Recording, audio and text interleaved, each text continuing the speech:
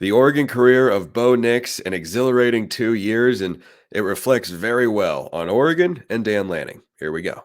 You are Locked On Ducks, your daily podcast on the Oregon Ducks, part of the Locked On Podcast Network, your team every day.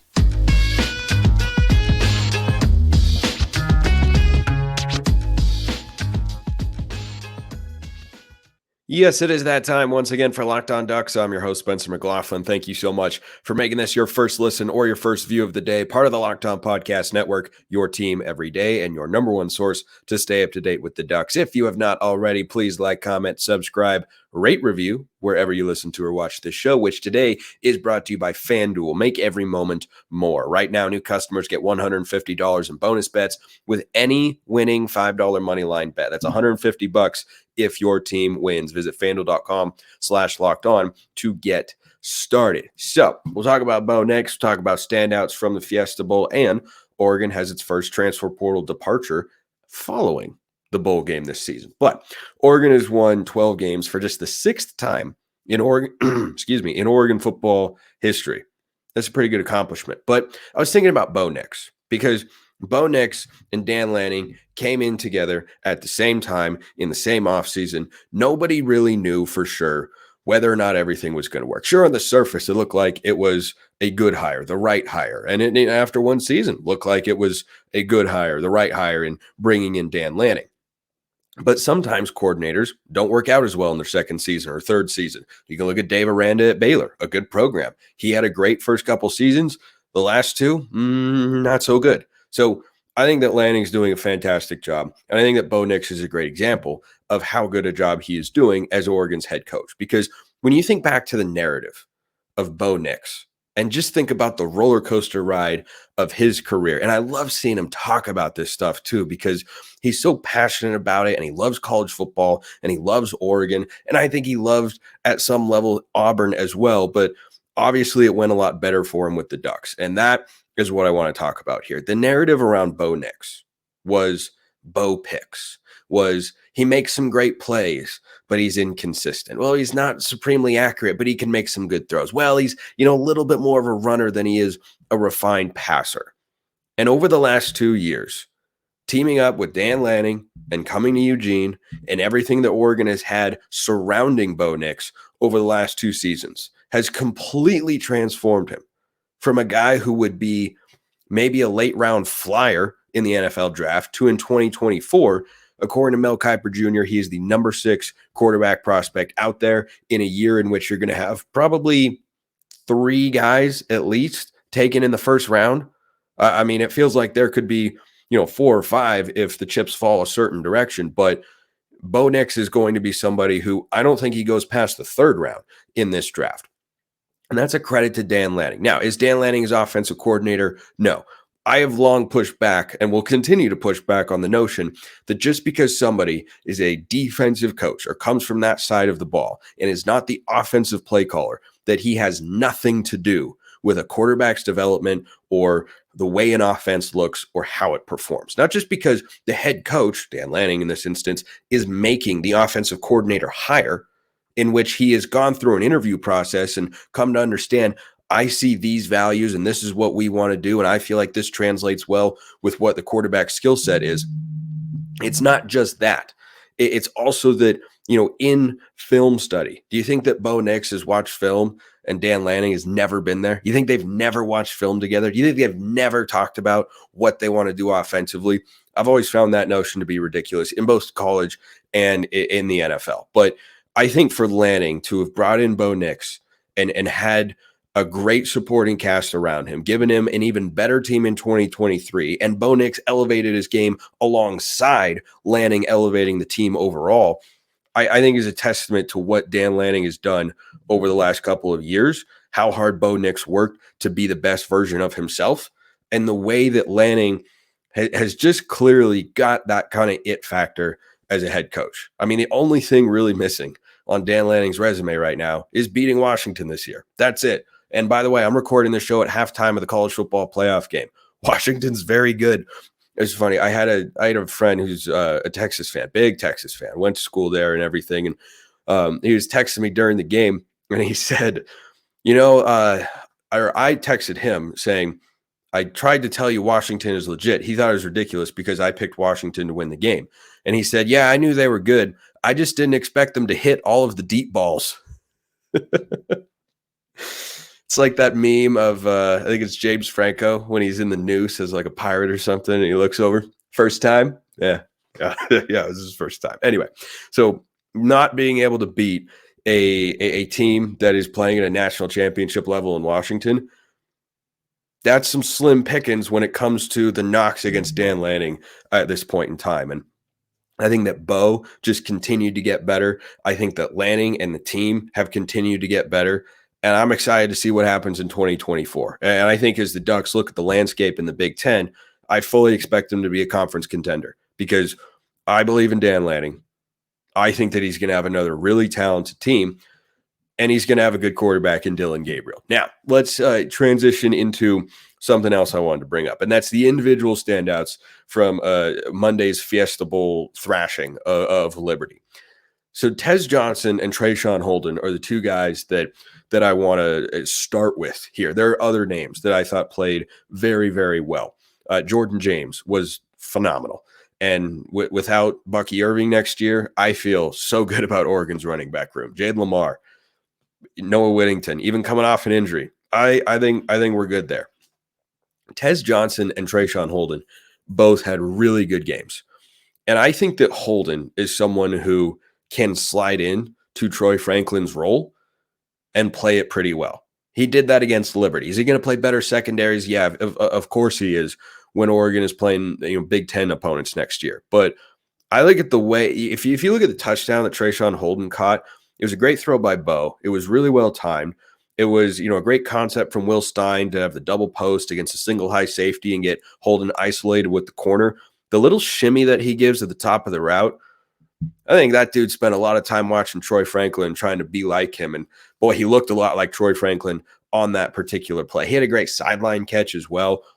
I think if he stays with the Ducks, and that's my expectation, I think he could be maybe the number 2 wide receiver next year, depending on who Dylan Gabriel happens to fall in favor with the wide receivers, because Tez Johnson could be the number 1 guy. I mean, Franklin goes down and Bo Nix, we know that he loves Troy Franklin. Hey, did you guys know that Tez Johnson is Bo Nix's adopted brother? Did you guys know that? If you didn't, you learned that yesterday. So I joke, of course, but allow me to defend the people in the profession that I hold so dear for just a moment. As Oregon fans, we have tuned into nationally televised broadcasts week in and week out and heard about how Tez Johnson is the adopted brother of Bo Nix. And, I think they told that story in greater detail during the Fiesta Bowl. When you're calling a game that is nationally televised and you are a neutral broadcast crew, even if you're someone like Bob Wischusen, who had called an Oregon game before in the same uniforms against Washington State, as it were, you are speaking half to Oregon fans, but you have an entirely new audience. So I know that we're just making, like, a lot of people are making fun on Twitter and whatnot, myself included, about, oh my gosh, we've heard this so many times. Why do we have to hear it so many times? Because A, you have different announcing crews that come in, and B, the announcing crews are not always talking to the same people all the time. They're talking to the same Oregon fans, of course, but the fans on the other side, the Liberty fans or other casual college football fans, haven't heard that before. So that's why, throughout the course of the year, we heard many, many times that Tez Johnson's the adopted brother of Bo Nix. But Tez Johnson also happens to be an outstanding football player. I mean, outstanding. And I didn't really know what to make of his arrival to Oregon. I knew he was a great route runner, according to PFF at Troy. I knew he was small and fast, but the connection to Bo Nix made me think, he might be a role player this year. He might compete for snaps and have some playing time and whatnot. He just set the Oregon single season record for receptions, which Troy Franklin set about a month ago, but Franklin opted out of the bowl game, so it's Tez Johnson. So that guy is really, really good. Can he be a number 1 receiver in 2023? That's a fascinating question. I have another fascinating question for you before we get to that one, and that's, have you gone and checked out FanDuel yet? Because the NFL regular season is wrapping up, but there's still time to get in on the action with FanDuel, America's #1 sportsbook. Right now, new customers get $150 in bonus bets guaranteed when you place a $5 bet. That's $150 in bonus bets, win or lose. Remember, before it was you just need to have a $5 winning money line bet, which would have been easy, no sweat, Oregon over Liberty. But now, win or lose, you get 150 in bonus bets. The app is super easy to use too. There are so many different ways to bet, like live same game parlays. You can find new bets in the new Explore tab as well. Make a parlay in the Parlay Hub, the best place to find popular parlays. They've got spreads, over-unders, and so much more. Visit FanDuel.com/lockedon and make your first bet a layup. FanDuel, official partner of the NFL.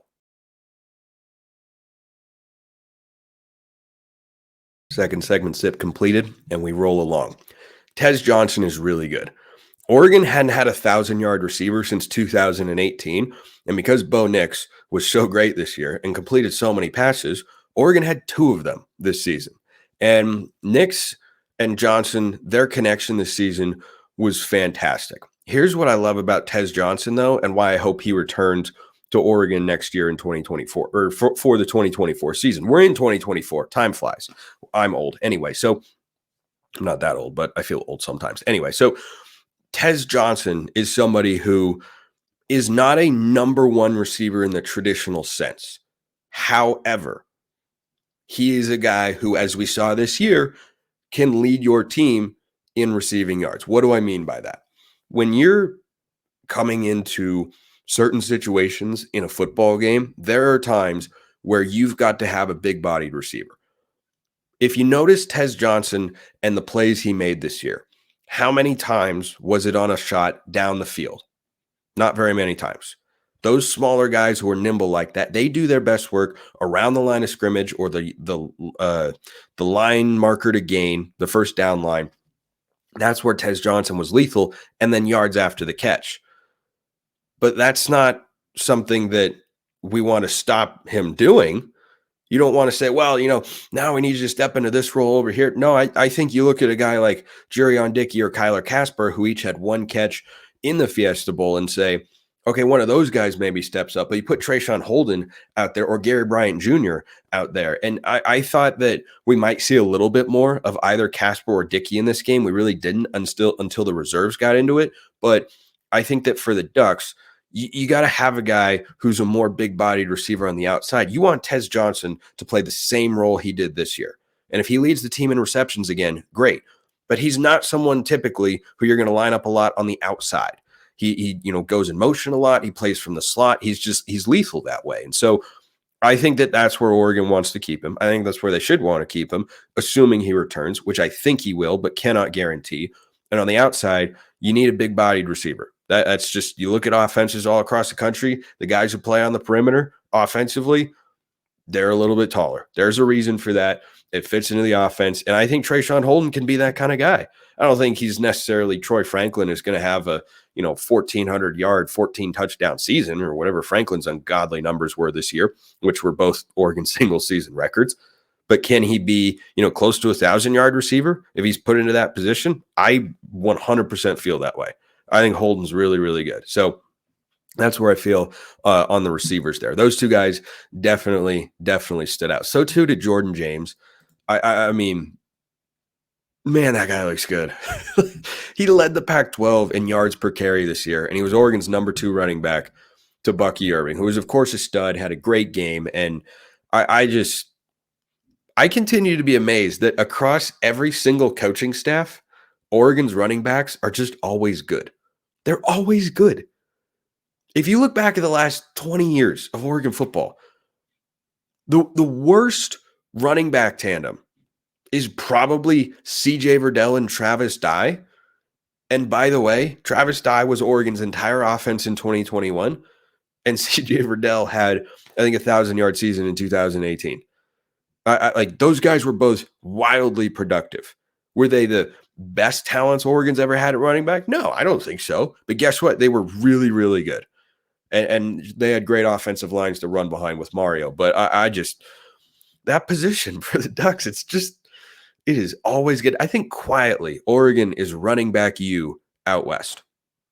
I don't know who would be in all of college football, but even predating LaMichael James, you had Jeremiah Johnson, you had Mo Morris. Yeah, like there were just some really, really good backs. Jonathan Stewart. List goes on and on. So I think Jordan James is going to be the next one of those guys. I mean, absolute stud. I tweeted out during the game, is Jordan James somehow getting better? I feel like he is. I don't really know how that's possible, but guess what? His ability to identify the hole and hit it hard and run with physicality and just fall forward, he's outstanding. He is outstanding. I don't think he does as much in the lateral movement. I think he's closer. I think he's like a CJ Verdell plus kind of running back, whereas Whittington has got a little bit more side to side shiftiness to him. But Jordan James runs through tackles, and he is physical, and he is explosive. He has got explosive speed. He really, really stood out in that game. How about Roderick Pleasant? Did not play much this year because the secondary had a lot of depth. I thought Pleasant might be someone to slide up the depth chart, and he was. And he was on the field, forced a fumble late in the game.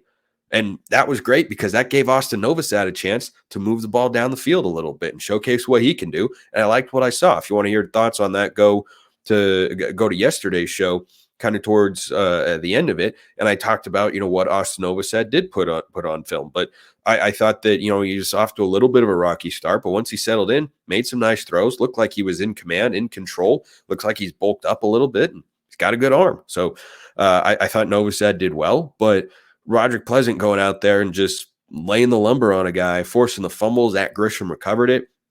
I thought that that was a fun thing to see. Jurion Dickey made the catch and kept his feet a little bit. It wasn't really given like a big opportunity there, but I think Jurion Dickey could be one of those guys. He wasn't healthy most of the year and kind of just got healthy and only played in mop-up duty. He and Kyler Casper both. I don't think that Oregon has a need at wide receiver. I really don't. I think they've got enough talent there, and I thought that was encouraging. One guy who we're also waiting to hear on for an NFL decision is Jeffrey Bassa. He once again was everywhere, and I think he's such a tone setter for the defense, and he's the guy relaying the plays when he's out there. I thought Jamal Hill had an awesome game as well in his final game as a Duck. He's had a really nice career, but yeah, Jeffrey Bassa stood out to me as well, and I thought that Bassa had a nice game again and just was productive, active, around the ball a lot. And I really want to have him back next year. So those are kind of my individual standouts. Shout out to Camden Lewis as well. His Oregon career has come to a close, and he ended it with a perfect day. I know it wasn't a perfect season from him, but last two games, he played very well. He had a lot of touchbacks, and he made all his field goals and his extra points. So, good for him to end it like that. But definitely looking forward to hopefully having a consistently reliable kicking game throughout the course of next season for the Ducks. But, as I talked about previously on the show, you never know. You never know what's going to happen with all that sort of stuff. This question came in from Rick. Mailbag's always open, YouTube or Twitter. If you want priority, go over to SUBTEXT as well. Link in the description below wherever you listen to or watch this show. This question from Rick via the Twitter mentions. Mailbag, after watching Tez today, love the old school number 2 and then the word day. Nice. As kind of the wide receiver 1 option, I feel like coming back next year could have a huge impact on his NFL draft stock. What say you? I don't know that his draft stock can change much after the year he just had. You set an Oregon single season receptions record. You went over 1,000 yards. And when the guy who was ahead of you on the depth chart, or at least in the targets department throughout the course of the year, went away, he steps up and has double-digit catches for close to 200 yards and a score. I don't know how much higher this stock can really go for Tez Johnson. I mean, I don't think he is going to be able to change anything. He also blocked this year better than I thought he was going to be able to because he's not very big. But I don't think that's what he would do in the NFL. I think his draft profile from now to next year, yeah, if you have a monstrous statistical season, it can always go up. But I think that, given what he already is, which is a great player and just had an outstanding year at the Power 5 level, and, the fact that he is a smaller guy and is pretty thin, but has got great speed, good hands, and fantastic route runner, I don't think a big season next year is going to change how the NFL draft scouting community views him. I don't think it changes it in a significant way, which hopefully that leads to him returning to the Ducks. Because if you're Dylan Gabriel, you want to have that guy as a go-to underneath and help you with the yards after the catch as well, and he's great at that.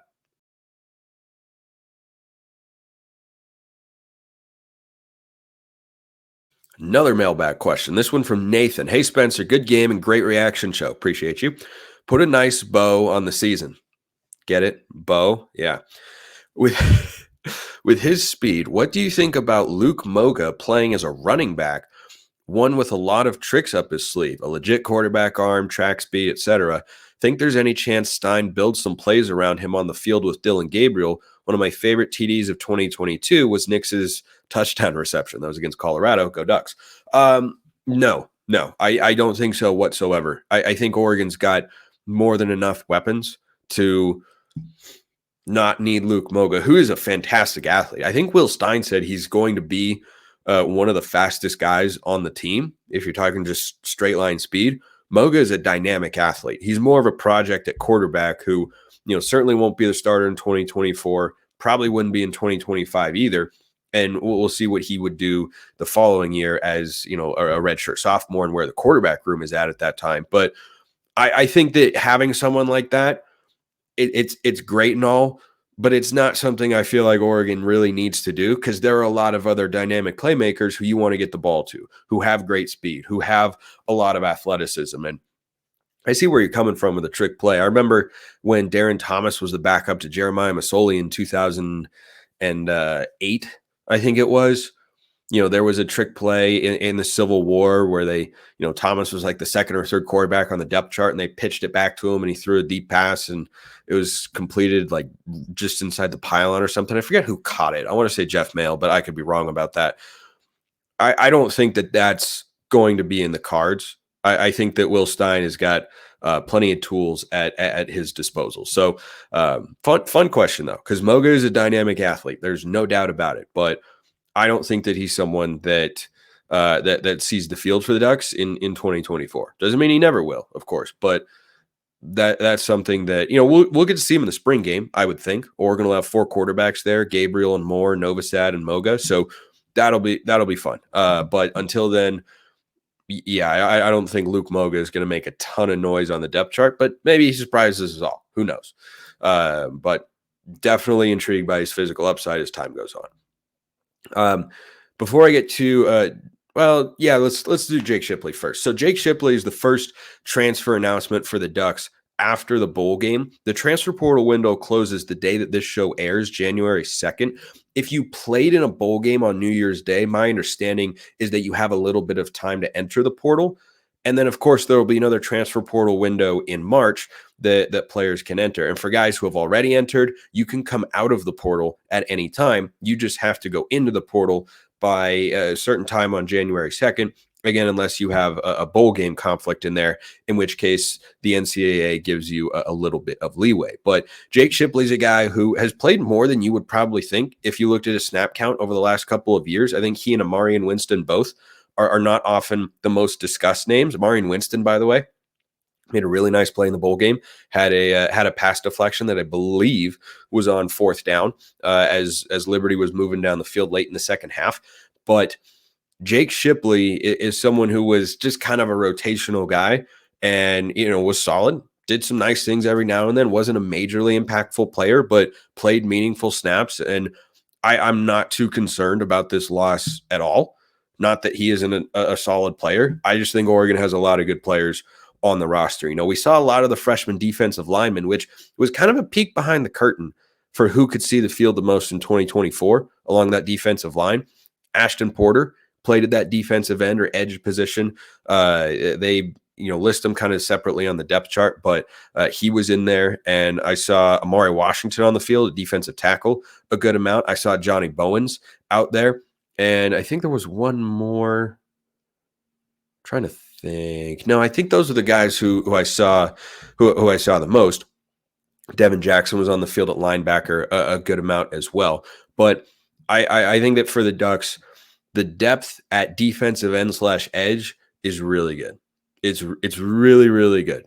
And you've got Elijah Rushing coming in as a 5-star true freshman. You've got other players along the defensive line in the 2024 class as well. Breland is an interior guy. He's the other 5-star recruit. But, I mean, with Mateo Uyunglele and Blake Purchase and Tatum Tuioti, that's a great foundation to have of experienced sophomores going into next year. And Amarian Winston. Like, that's probably your 2 deep right now at the defense, at the edge position. So I think that Oregon will be just fine there, but wishing the best to Jake Shipley. He played well in the Holiday Bowl last year against North Carolina as well. And Dan Lanning, by the way, 2-0 in bowl games. Don't hate that. Given time to prepare, other teams preparing for you as well. 2-0, it's not bad. Okay, this question came in from James. Couple questions. He asked about imagine Bo spending 4 years with the Ducks, and then also whether Michael Penix being a lefty caused problems for the Oregon secondary. I'll answer the second one first because it's really easy. Penix being a lefty has nothing to do with it. He just throws a ridiculously accurate football. It's honestly insane. I was texting with Roman Tomashoff of Locked On Huskies, as I was watching Penix play against Texas. Again, I'm recording this during halftime of that game, so I don't know how it's going to end. But I know that Penix had 250 passing yards in the first half on not a whole lot of completions because his deep ball is just, it's right on the guy's hands every time. And I texted him, I said, so is watching Penix how you guys felt watching Mariota, where the guy is just really, really good. He's a really nice, humble guy, which he is. I've met Michael Penix. He's a really, really nice guy. And you just think to yourself, I never want to see that guy play again. And he goes, yep, 100% spot on. Like, that's just what it is. He's just really good. He's really good. His deep ball is ridiculous. And the wide receivers are insane. It has nothing to do with him being a lefty. He's just really good. Now, the other question you posed is a curious one about Bo Nix. And what if he'd spent 4 years with the Ducks? Well, when he first would have come to Oregon in this hypothetical, it would have been during the Mario Cristobal era. Cam Ward just decided to go to the NFL draft instead of going to be the starting quarterback at Miami, which, if those are your options, I think historically speaking, given the data that we've got, is a good decision because Cristobal's track record with quarterbacks is terrible. I mean, Herbert never reached his full potential. Tyler Shuck didn't fully develop. Anthony Brown, not very productive. Tyler Van Dyke took a step back. 4 examples right there. Bingo, bango, bongo, and bingo again. Not where you want to go. So, I talked on Locked On Pac-12 about the idea of Cam Ward going to Miami, saying that this is not where you want to go. This is not the spot, and he is not going to do that. So if he'd come in during the Mario Cristobal era, it just goes to show you coaching matters a lot. Coaching matters a lot because when Herbert's gotten even NFL coaching, not good NFL coaching, but NFL caliber coaching, barely, with the Chargers, he exploded into a top 5-10 quarterback in the league immediately, better than what he had shown consistently at Oregon. I think his wide receiving core being improved also played a part in that. But for Bo Nix, I think that his time at Auburn compared to his time at Oregon, like I was talking about earlier, is a reflection of how important the situation you are in and the coaching that you are getting and the players that are around you. He was sacked 10 times in 2 years at Oregon. I saw this stat. Someone tweeted out. I apologize because I forget who did, but he was sacked 10 times. I think might have been Scopel. He was sacked 10 times in 2 years at Oregon. In 3 years at Auburn, he was sacked 50 times. That's an insane difference. And that, combined with Oregon having better offensive coaching and a better overall team and a better coaching staff than what Bo Nix had at Auburn, contributes to his success. So if Bo Nix had been at Oregon for longer, as long as he'd stuck around when, Lanning arrived, yeah, he would have been the same sort of guy. But you have to look at the situation that he's in rather than saying, oh, well, what if, this Bo Nix had been at Oregon in 2020? No guarantee he would have been the same sort of guy. He would have had a different head coach and a different offensive coordinator, a different quarterbacks coach back then. I wanted to close with a quick note on basketball because I'm a huge college basketball guy. I am excited about the prospect that this Oregon men's basketball team has got. The women's team has had some high highs and some low lows. It's been very up and down. The men's team certainly has not had a perfect year, but those who are basketball fans, I have had people send me questions before about, hey, is Dana Altman still the guy? Should we still like Dana as our coach? The answer is unequivocally yes. The fact that this Oregon team, battling an absurd number of injuries, particularly in the front court, in which they have had to regularly play a walk-on big, Ryan Cooper, who's done an admirable job, by the way, and that Mo Diawara, who has done a fantastic job with what he's been asked to do, was going to be Oregon's number 3 big this year at the center position, and he's been the number 1. Oregon is 10-3. They beat USC and UCLA to begin conference play. It gets a lot tougher now, and they're going to drop some games here, but this Oregon team has, and Jesse Zarzuela, by the way, was a contributing guard earlier this season. He's out for the year. Mookie Cook, 5-star small forward, he hasn't played yet. He's going to make his debut Thursday against Washington. Really interested to see how that goes. Washington's a good team, and it's going to be a really tough game in Seattle. But the fact that Oregon team, with all the injuries and all the youth, is 10-3 is a testament to what I have said, which is I still believe in Dana Altman. I don't think he has lost it.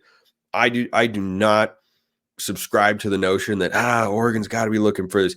Would you like to see him get back to the tournament this year? Yeah, they should. Yeah, they should. It'd be disappointing to not get there, but also the health and the injuries he's dealing with is just crazy. It's crazy. And part of it is, and Folly Dante's been there for several years and he's never been able to stay healthy. But the Nate Biddle injury has been so fluky, and to lose both of those guys and have no interior presence. Kwame Evans Jr. rather, has stepped up in a huge way with his defensive presence, but it's not the same as having Biddle or Dante in there. And I think Altman's coaching job has been fantastic. I'm excited to follow this team throughout the year. I will continue talking about them on the show. If you ever got questions, of course, let me know. But I just felt like that was worth mentioning, because Oregon getting through that schedule at 10-3 and 2-0 to start conference play, that's a heck of a coaching job by Dana Altman, and he deserves credit for it. Long way to go in the season, but he's done really well so far. Appreciate everyone listening. I will see you next time. Have a wonderful rest of your day, and go Ducks.